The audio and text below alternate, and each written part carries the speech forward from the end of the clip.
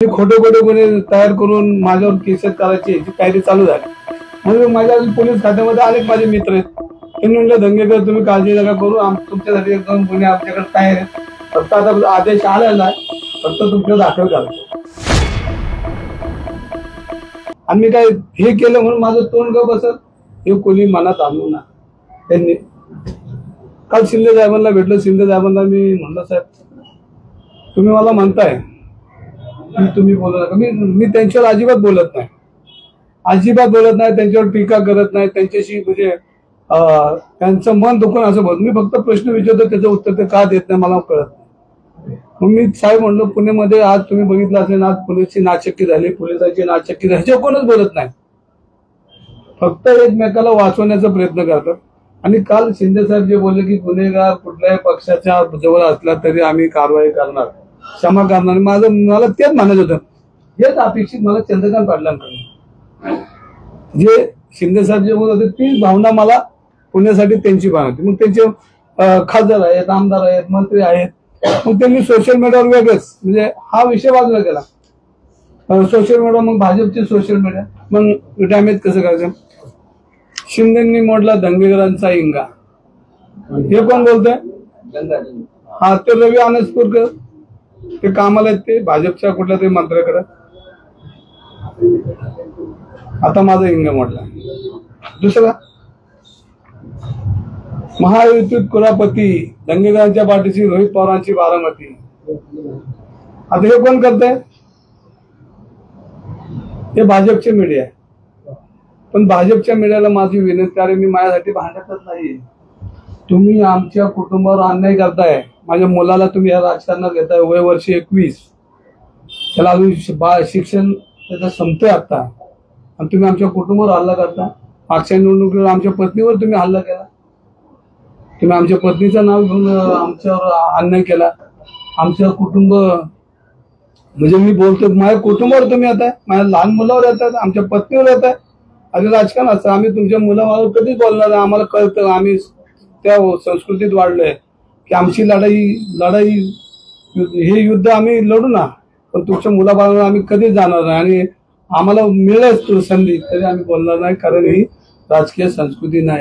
हा महाराष्ट्र यशवंतराव चव्हाणांचा आहे, हा महाराष्ट्र शाहू फुले आंबेडकरांचा आहे, हा महाराष्ट्र सगळ्यांचाच आहे. आणि ही संस्कृती आजपर्यंत पुण्यात नव्हती. तुम्ही माझ्या कुटुंबी हल्ले करता, माझ्या लहान मुलावर 21 वर्षाच्या मुलावर हल्ला करता, तुम्ही ही पद्धत नाही. भाजपचा एकला चला रे दंगेकर बेतर. अरे मी कशाला बेतर? तुम्ही एकटेच लढा, आमचं काय म्हणलंय का? तुमच्या पक्षाचा दंगेकरजी तुम्ही बरंच काय सांगतायत. काल तुम्हाला एकनाथ शिंदे सुद्धा बोलून गेलेले आहेत की बोलू नका. तुम्हाला असं वाटतं का तुम्ही चूक केली शिवसेनेमध्ये येऊन, म्हणजे तुम्हाला रोखलं जाते, पुणेकरांच्या भलाईसाठी तुम्ही बोलताय, आता तुम्ही जरा हळूहळू कमी बोलताल, चूक वाटते का तुम्हाला? तुम्ही इथं आलात, मी आज काय कमी बोलतो असं वाटतं का? नाही, तुम्ही तुम्हाला शिंदे साहेब स्वतः पक्षाचे प्रमुख म्हणतात की पुणेकरांच्या हितासाठी बोलू नका. काल काय शिंदे साहेब तसं नाही बोलले.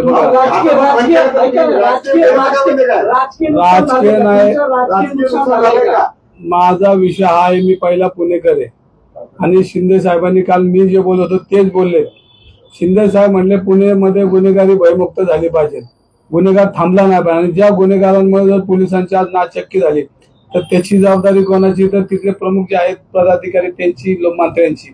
हे मी आज बोलणार, उद्या बोलणार, परवा हेच बोलते ना, आता इथेच बोलतो.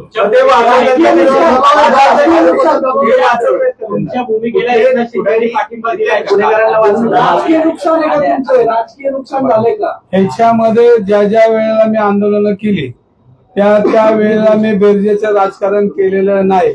मला त्याचं राजकीय नुकसान आजपर्यंत मला ते भोगावं लागलं, आणि मी ते भोगायला तयार आहे.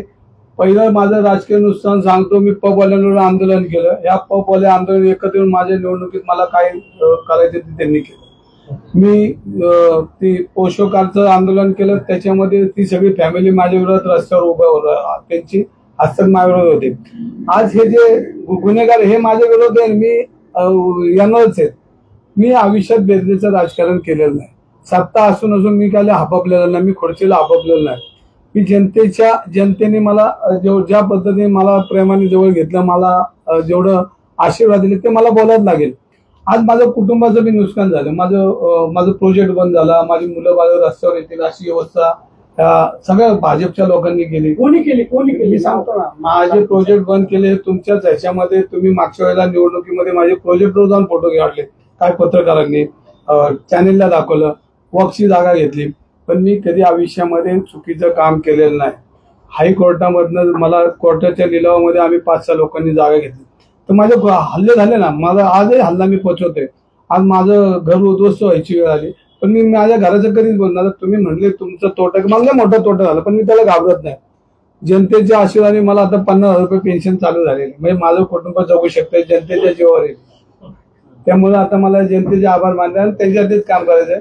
आता मला भीती नाही, मरेपर्यंत मला चटणी मिरची या जनतेने दिलेली, पण त्याचंही काय नाही. पण ज्या पद्धतीने माझ्या कुटुंबावर हल्ला केला, माझ्या मुलाबाळांवर हल्ला केला, आमच्या पत्नीवर हल्ला केला, ही संस्कृती या महाराष्ट्राची का पुण्याची का ह्याचा सवाल तर मी नंतर विचारणार. त्याचा हिशोब तो दादांकडे माझा शिल्लक येतो. नंतर महायुतीमध्ये तुम्हाला घेण्याचा प्रयत्न होतोय. भविष्यात जर असंच चाललं तर तुम्ही वेगळा निर्णय घेणार का? मी शिंदे साहेबांवर विश्वास ठेवण्या पक्षात आलोय आणि शिंदे साहेबांनी ज्या पद्धतीनं माझ्यावर प्रेम केलं, बघा राजकारणामध्ये प्रेम करणारा माणूस पाहिजे, पाठीवर हात टाकणारा माणूस पाहिजे, ते शिंदे साहेबांच्या रूपात मला दिसलेलं आहे. शिंदे साहेबांनी ज्या पद्धतीनं माझा मान सन्मान केला त्यांच्या तर मी मनापासून आभारी आहे. आणि कालही त्यांनी मला माझी भूमिका ही होती की गुन्हेगारी मिटली पाहिजे. त्यांनी सांगितलं की पुण्यात गुन्हेगारींना क्षमा नाही आणि भविष्यामध्ये ते म्हणले मी याच्यात लक्ष घालणार आहे. पुण्यातली दादागिरी आपल्याला थांबवायलाच लागेल, कारण हे त्यांचं एक वाक्य सूचक होतं की इथल्या माया बहिणी सुरक्षित राहिल्या पाहिजे. त्यांचे कुंकू या गुन्हेगार लोक पुसले जातात, हे थांबवण्याचं काम शिवसेनेला करावं लागेल आणि हे काल ते बोललेले आहेत. त्यामुळे मला त्यांचा आहे त्याच्यापेक्षा जास्त अभिमान आहे. त्याच्यावर मोक काय गुन्हे सगळं प्रकरण समीर पाटलापासून सुरू झालं. समीर पाटलांच्या विरोधातले काय पुरावे तुमच्याकडे? सांगली दिलंय, पुण्यातले काय पुरावे? तुम्ही सांगलीचा विषय इथं मांडताय, पुण्यातले काय पुरावे तुम्हाला आज एका दिवसात संपवायचंय का कायम काम चालू आहे? आता ह्याच्यामध्ये सुरुवात ही सांगली बसण्यात झाली. आता मला कोथरूड पोलीस स्टेशन मध्ये मी देशमाने म्हणून कोण आहे त्यांची भेट मागतो, ते मला फोनवर काय भेटत नाही. आता मला तिकडे जावे लागेल. मला त्यांनी ज्या खोटे गुन्हे या गुन्हेगारी दाखल करायला लावलेत त्याची यादी माझ्याकडे आली. मी परवा बी तुमच्याकडे एक पेपर दिला. अशी गुन्हेगार टोळी चालवण्यासाठी जे प्लॅनिंग केले मी त्याची माहिती घेतली. परत सांगतो, तो पूर्वी RR पाटील साहेबांकडे होता आणि त्यांचा मानसपत्र म्हणून फिरत होता आणि मग तो काम आता हे तर तो करतोय. त्याचे अनेक पुरावे माझ्याकडे आलेले, तुम्ही माहिती घ्या. मला सांगलीची लोक रोज भेटतात, भाऊ तुम्ही याला सोडूच नका, हा चुकीचा माणूस आहे. आणि मी नंतर मी म्हणलो की कोण समीर पाटील, तर मला लक्षात आलं की तो माझ्याच मौका करतोय आणि माझे गुन्हे कसे दाखल करायचे हो दादांच्या मार्फत आता तिथं तो पोलीस खात्यात चालू आहे माझं, तर मला काय हरकत नाही.